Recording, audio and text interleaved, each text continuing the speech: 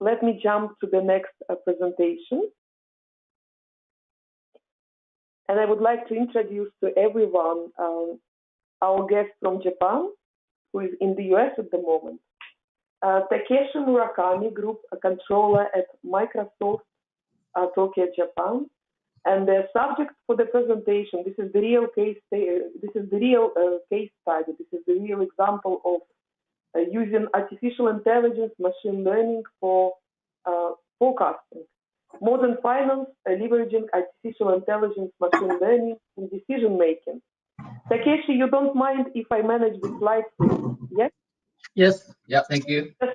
Just say next slide and I will do this for you. Okay. Welcome. Okay. Yeah, so thank you everyone for giving me time. And my name is Takeshi Murakemi. I will be explaining about our practice on how we leverage machine learning in the decision-making process. Just to self-intro, I have been in Microsoft for 7 years, and this is my 4th company. And I used to work in Japanese security company for 2 years, Citibank Corporate Investment Banking Division, and Dell for a long time. And during my past roughly 20 years of my experience in finance, we are seeing a lot of changes in the Microsoft, how we deal with the data. So today I would like to share how we leverage AI and machine learning decision-making process. So Larissa, could you, yeah, okay.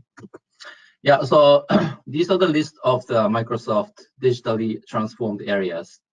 In a financial analysis and reporting area on the left-hand side, these are basically how we use the BI tool and automate the reporting. And the second one, the strategic and forecasting section. This is about the AI and machine learning part, where we use the machine learning for the revenue forecasting and account receivable forecasting, and also predict our product, Xbox gaming volume, and so on. And the third one, the risk management section. As an example, compliance, predictive analytics. This is something that we capture the unusual transaction by AI and update the finance controller what to do. So we're used to do manually search by the sampling and etc. On the right-hand side, business process automation, we started to leverage a chatbot for basic Q&As, etc. for the efficiency improvement, etc. And today I'll be explaining about the machine learning revenue forecasting highlighted in the orange. Bunny? Hello, can you hear? Yeah. Okay. Yeah. So, yes, next day. Okay, so before we go on further into the more details, I would like to share the impact that we had as a result of the digital transformation and leveraging machine learning predict model. So, ML forecast, this is 1.6%. This is the variance to actual landing. And the manpower is actually the bottom of the forecast. So, based on the 2 years of average, machine learning forecast accuracy is about 1.6 variance. It's better than the manpower by 0.2 points. And if you look at the large enterprise, still the machine learning has a higher accuracy. But due to the large, the deals and etc., the accuracy is slightly higher than overall. But in a small medium business, if you look at the machine learning forecast, it's a 1.3% variance. So it's very, very accurate. Well, on the manpower, sorry, I got this wrong, but this is the 1.6%. So manpower is a 1.6. So machine learning is 0.3 points accurate, and then bottoms up. The key message here is that we used to have 60 people in Japan engaged in the providing a forecast and spend like 2-3 weeks. But now with the machine learning predict model, we use like 2 people in 2 days and get this accuracy data. So now we are trying to free up all the times that we spent, for let them to do more value-added analysis or something that have more impact to the business. Yes, and the next slide.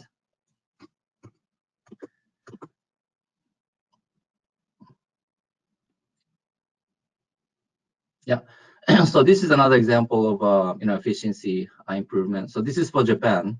We used to have overtime roughly 20, but now it gets by half, and now our overtime is about 10 hours per month. So it's much better than what it is 4 or 5 years ago. Well, the revenue actually increased by 1.5. So and which means that we have more data, more complex business, because we do more cloud business.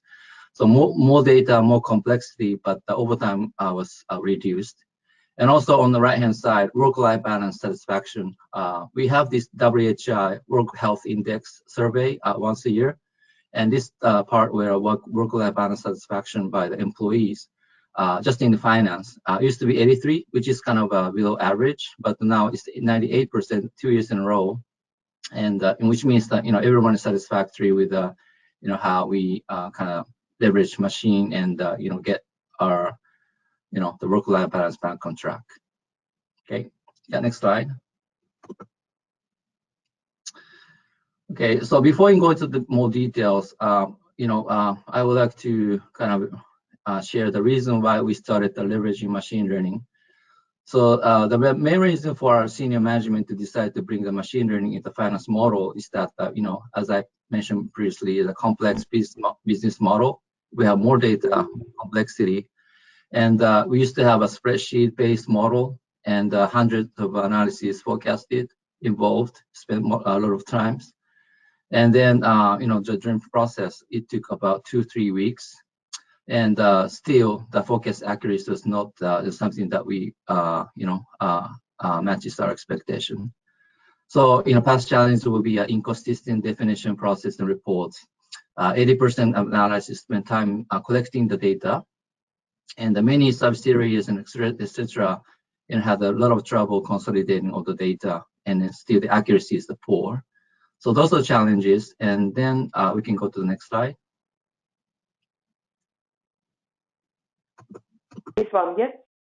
Yeah, and then machine learning model did not happen in just one day. So this is journey of us building and moving to the machine learning model. It took about 3 to 4 years to get the accuracy we need. How we started Microsoft is that in FY18, about 4 years ago, our corporate reporting team and HQ people started with a proof of concept with just one data scientist, and a beginning work stream with our central finance team and the treasury in HQ. So over the last 3 years, team continued to validate, expand the scope of machine learning and forecasting model, and the multiple term teams around the world. And from FY18, which is last year and on, our finance team worldwide actually leveraged machine learning forecast to validate the bottom-up forecast. And our CFO and execs in Corp start to reference this model as a valid field forecast as well. So, in field controllers, we get asked by corporate team, machine is saying your where's the budget is 10 million, and why do you have like a own budget? It could be more, etc., etc. So, based on the machine learning model, we have those conversations going on, and actually the machine is accurate. So we kind of, think about how can we kind of, push the sales team to be more aggressive in the forecasting and etc. to improve the forecast accuracy. Okay, we can go to the next slide. An outcome of the machine learning tool and our learning are as listed. Machine learning forecast requires a continuous improvement system. Data source like pipeline, adjusting model, and refine is very critical. And then a strong partnership with finance and data scientists is critical as well. Sharing business insights and putting the additional features to the model. And machine learning cannot capture one-time events like consumption tax increase or impact from financial crisis or the earthquakes. So this cannot be predicted. So business has to judge the final outcome. And it is important that the finance controllers understand the model and be able to explain how it works and important. And chart at the middle, which we will be explaining later in the slides, this is the actual model, the predict model we use. This is the BI model. So we write, it's the very reports that we can kind of play around. I can go to the next slide. But before we go on, any questions so far?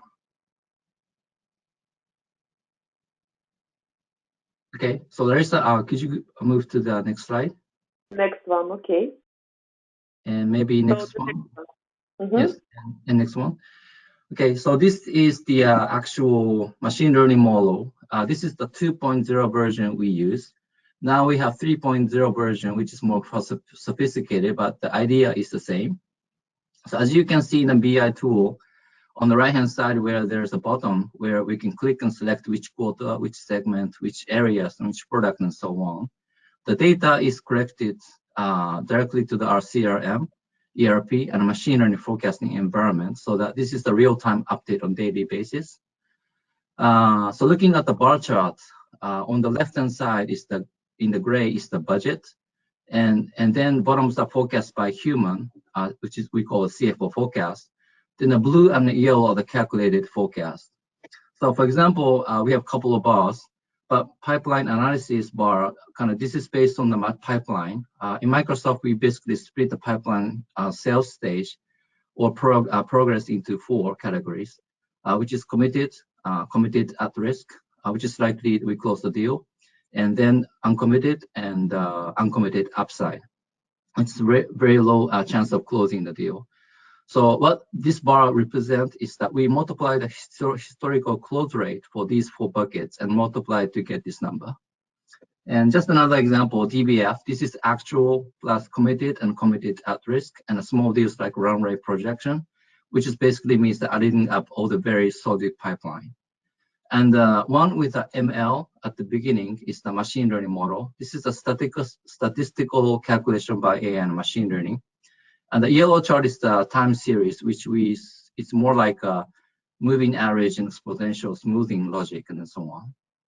And what we do is to take every of this bar and consider the average to be the most likely revenue forecast, which is the purple.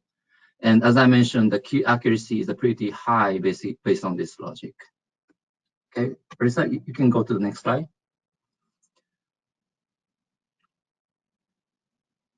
And just to give more contents, these are the back-end logic we used. As I already explained, we use the pipeline method, deal-based forecast, and the machine learning predict model, and time series and such, just for your reference. Okay, we can go to the next slide. And this is just, okay. Okay, I think you have the wrong. Okay, so I can skip. Okay, so there's this is the last slide I have, I think. So in Microsoft, we increase moving average, moving from the Excel model to AI and machine learning. Like this chart, once we have the basic data source cleaned up on the left-hand side, we start from Excel, which is like a static report, which tells what happened, and then we move to Power BI, which tells why did it happen, and the machine learning tell you what will happen, and then the advanced analytics will tell you what should I do, etc., etc. The key message here is automate and reduce the manual process, and then spend more time on the value add work and lead action. And where we're starting to show some progress in this space, this is a long journey, but we are still working and struggling to get this improved. But we will see, and we're actually optimistic and excited about it, and all the possible changes coming in the near future.